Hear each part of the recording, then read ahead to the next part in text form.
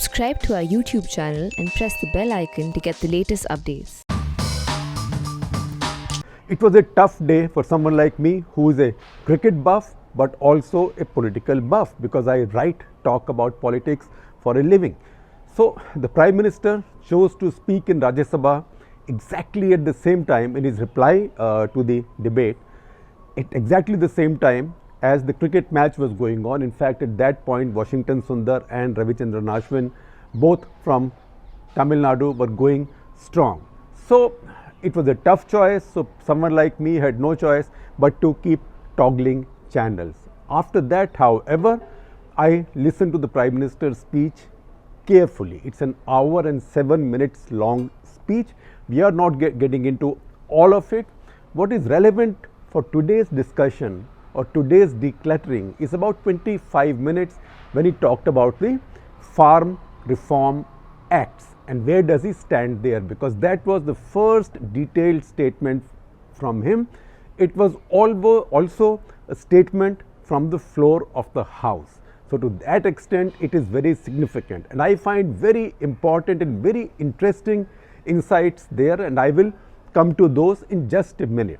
Because before I come to that, I also have a message for you, an important one, particularly for our students who watch us, who read the print and so on. And who are students for us? Anybody who goes to a school, college, university, technical institution, professional institution, and even those who passed out of these institutions are now preparing for their competitive exams.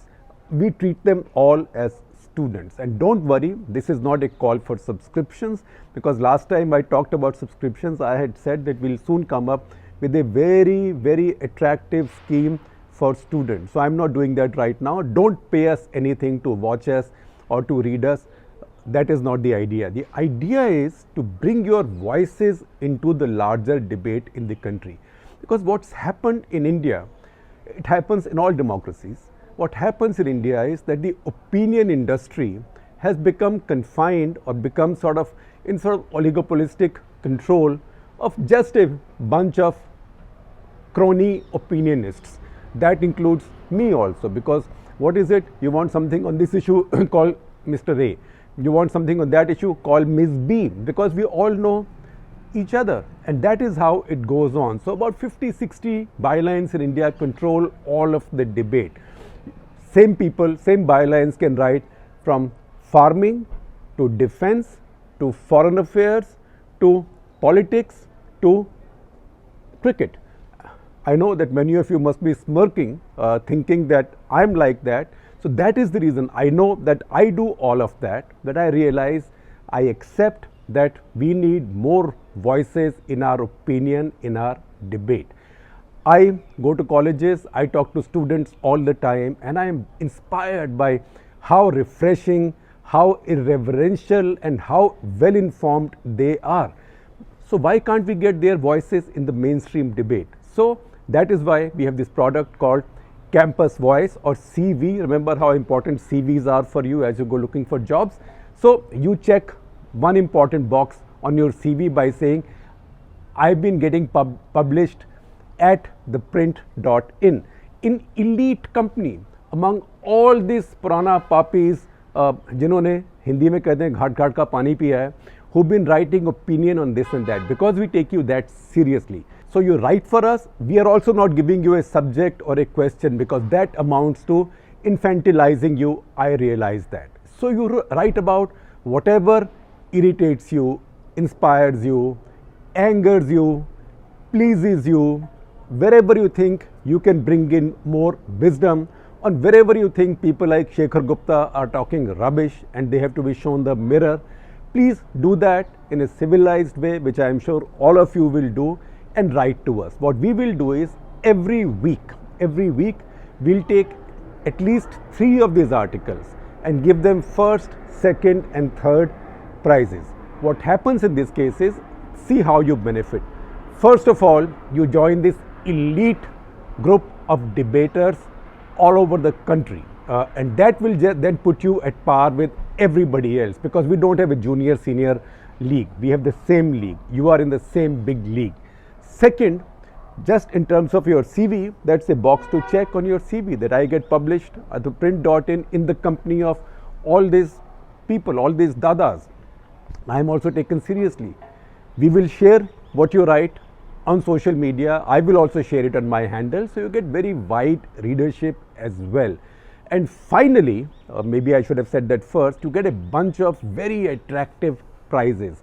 And the brands that give you these prizes, their logos and the prizes details will run on the screen as I talk. So don't lose any time. So just in case you think I've lost my way, I haven't. I'm coming down to the Prime Minister's speech, and in fact your first article can be about the Prime Minister's speech and what you think about it. Don't worry, you are not too young to have an opinion on the most serious issues of the day. Now, Prime Minister's speech, as I read it, when I read these things, I put on my hat as a political analyst. I also put on my hat as somebody who's watched India's politics and India's governance unfold over the past many decades.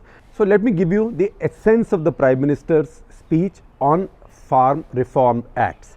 He said, first of all, it was quite clear, and by implication, by tone, by his statements, by his speech, that there is going to be no repeal of these acts. The second thing he said was that negotiations are open. We are open for negotiations.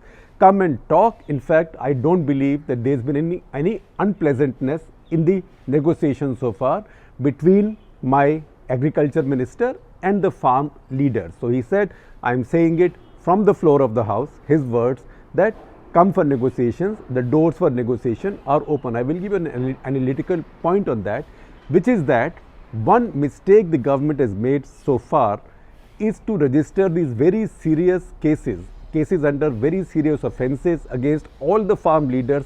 I think 30 plus of the 40 odd leaders who were coming in for negotiations after Jan 26. So there is an awkwardness to have people who you've charged under UAPA and stuff like that to now come in for negotiations, but I suppose something will have to be done about that, but that's a problem. So number one, no repeal. Number two, doors for negotiations are open. Number three, he made a very strong case for reform, and I must say there was a lot of homework done there, because he compared this reform with the Green Revolution that started in the mid 60s. So the 60s was a very bad time for India, because India had massive food shortages. There were monsoon failures, food shortages. India depended on what was called as the PL 480 scheme. That is what the Prime Minister referred to. PL 480 was an American law specially enacted for India, whereby America would sell India food grain so Indians would not starve, and for the money that India notionally paid America, America will spend that money also by way of aid and assistance in India. So this was a very humiliating decade. In fact, many people of my generation, particularly those who were not born in rich families, have stood in the ration queues for a long time, as I did, just to get your quota of wheat. Wheat was rationed, and in fact we looked at newspapers to see, oh, 2 more ships have arrived in Bombay then, so now soon enough we will get a little more wheat. So from that, Lal Bahadur Shastri tried to find a way out, and the way out was to bring in new varieties, hybrids, plant breeding, fertilizers and modern irrigation. That led to the Green Revolution. So he mentions that when Lal Bahadur Shastri tried to do that, nobody in his party, and he said these are documented facts, but these are documented facts, that nobody in his party wanted to become agriculture minister, because everybody said, this is an old tree, you shake it too hard, it will fall on top of you. Who wants to mess with India's agriculture, because you might fail and also burn your own fingers, in the process destroy your own political career. That's what the Prime Minister said. This also is well documented. So Shastri ji had to find C. Subramaniam from the south, who did not have such an electoral stake of his own and also had fine intellect and an open mind. He came in as India's agriculture minister, and carried on when Mrs. Gandhi took over, Indira Gandhi took over in January 66. Although I must say, because I pick up politics in everything, he quite consciously avoided saying that it was Indira Gandhi's government that followed. But ye rajniti hai, this is politics, that's how it is done. Then he goes on to say that that reform ran into the same kind of resistance and opposition that this reform is doing. And he said that people said small farmer will be destroyed, nothing will be left. There were people also, I'm adding that, who said environment will be destroyed. How can you bring in these foreign varieties? How can you bring in hybrids? The fear of the hybrids was as big as the fear of GMO, genetically modified foods now, except that mercifully at that time there wasn't social media and there wasn't the ability to amplify it to the extent that you can do pseudoscience and amplification of bakwas and superstitions right now. So that didn't happen then, but Green Revolution had many critics, and he takes a crack at the left also. He says the left was using the same language to attack the Green Revolution as they are doing now. America के कहने से कर रहे हैं. He said that you are doing it at the behest of America. He said, at least I have not been called an agent of America. My Congress predecessors were called agents of America as well. So that is the one example he takes to make the case for reform, and saying that change always worries people. In fact, he's used colorful language. He's saying people are saying that reform is fine, but you haven't done it the right way. So he said in a wedding, now Hindi heartland, people from the heartland will understand this, but he said शादी भी कभी होती है तो घर में फूफी नाराज हो जाती है. So some aunt throws a tantrum saying that I wasn't asked or I wasn't consulted before doing this at a wedding. So he takes a crack there and he carries on. Then the second example he uses to justify farm reforms is the dairying example. He says, look at dairying and milk. Dairying and milk got freed from any state control or any state procurement. Their cooperatives and the private sector have set up a beautiful system, which is true. In fact, you want to know more about it, watch my off the cuff with R.S. Sodhi, who is the CEO of Amul. I will share that link again with you, where you can see the progress that dairying and milk have made. And then he goes on to say the total value of milk produced in the country in a year now is 8 lakh crores. 8 lakh crores or 8 trillion rupees, which is more than the total value of wheat, rice, all food grains plus all pulses produced in the country.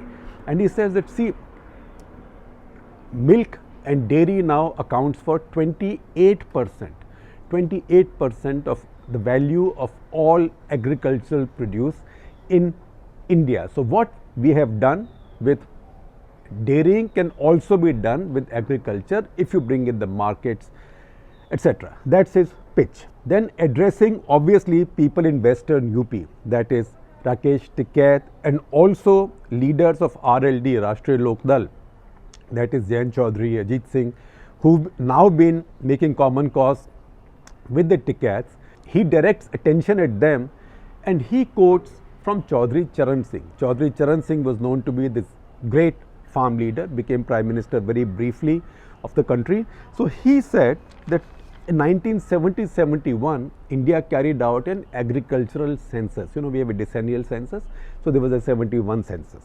He said, referring to that census report on Indian farmers, Chaudhary Charan Singh talked about छोटे किसानों की दयनीय स्थिति, which is the pitiable condition of the small farmer. And then he goes on to say that Chaudhary Charan Singh said that in 1971, 33% of India's farmers had less than 2 bighas of land. Now, in India, we follow different systems, bigha, acre, cents, etc., in different parts of the country. So let's try and standardize. He said the 33% of Indian farmers in 1971 had less than 2 bighas of land. That comes to half a hectare of land. And 18% had between 2 to 4 bighas, that is between half to 1 hectare of land. Then he says that means 51% of India's farmers in 1971 had less than 1 hectare of land. Today, that number is 68%. So 68% of India's farmers have less than 1 hectare of land. Then he says that Chaudhary Charan Singh had said that with such small land holdings, no matter how hard a farmer works, a farming household cannot make a living because land holdings are very small, and now they become even smaller. In fact, the Prime Minister said that at this point, data shows us that 86% of India's farmers have less than 2 hectares of land.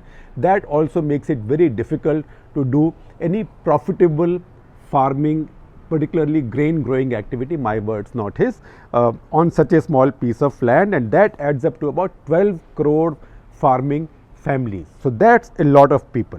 Then he goes on, as he's making the case for his reforms, he says, what do? We announced loan waivers.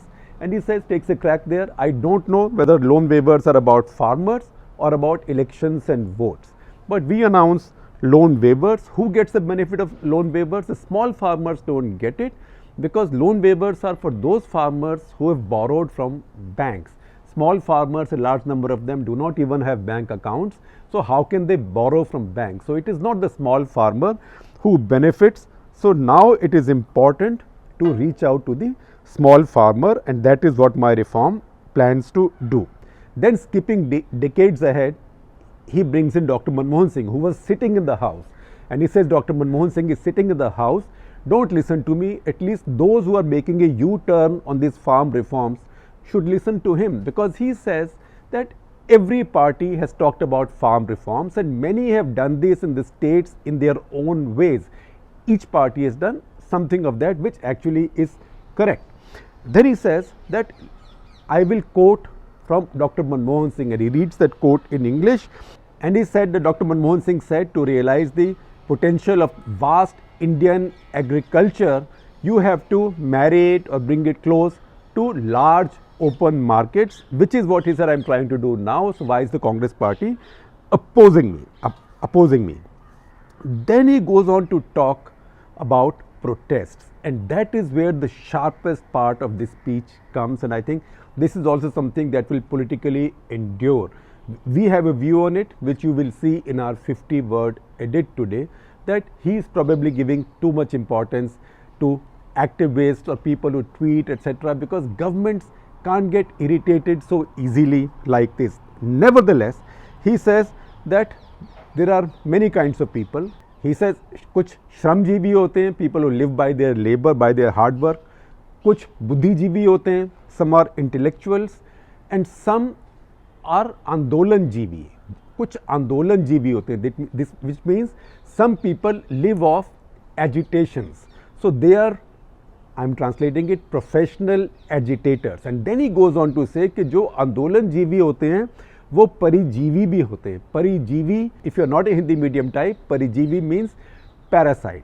So he said those who are professional agitators are also parasites, and then you find them at every protest, whether it's laborers protesting or lawyers protesting or students protesting, you will find them everywhere. That is where he is trying to reposition his line of fight back, because obviously he does not want to fight the farmers. Definitely he does not want to fight the Sikhs.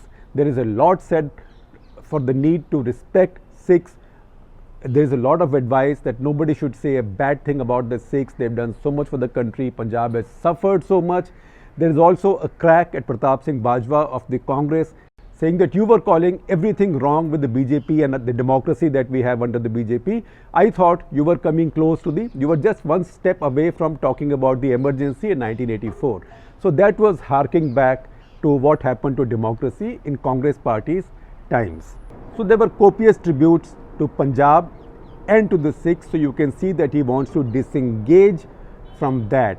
But at the same time, this attack on activists, those he calls as professional agitationists and parasites, was, I think, I'm now adding some opinion because we also have a 50-word edit on that, was much too vicious. And because we are talking farmers and the Green Revolution zones, let me also tell you something that I remember from Chaudhary Bansilal, who was no great Democrat, by the way, but he was once, when he was Chief Minister of Haryana and I was then a student, he came into Rohtak, where I used to go to college, and as he arrived in Rohtak, he was greeted with black flags by employees of the Haryana State Electricity Board, as it was called then.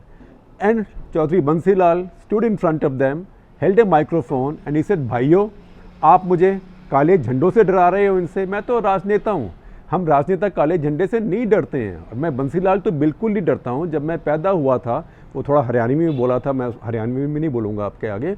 जब मैं पैदा हुआ था तो मेरी माँ ने 12 गज़ का घाघरा पहना हुआ था और वो घाघरा काले रंग का था, तो मैं उस समय उससे नहीं डरा, तो आपकी छोटी छोटी झंडियों से क्यों डरूंगा? So I will translate it into English for you. He said, when I was born, my mother was wearing a 12-yard ghagra. Ghagra is a kind of Haryanvi rural skirt. She wore a 12-yard ghagra, and this was a ghagra made of black cloth. I wasn't afraid of that even when I was only a few minutes old. Why would I be scared now of your black flags? So this was spoken in a true Haryanvi style, but political leaders have to have a thicker skin. This cannot become Government of India, almighty Government of India versus just a bunch of activists in India or overseas. It's best to stick to the key issues at hand.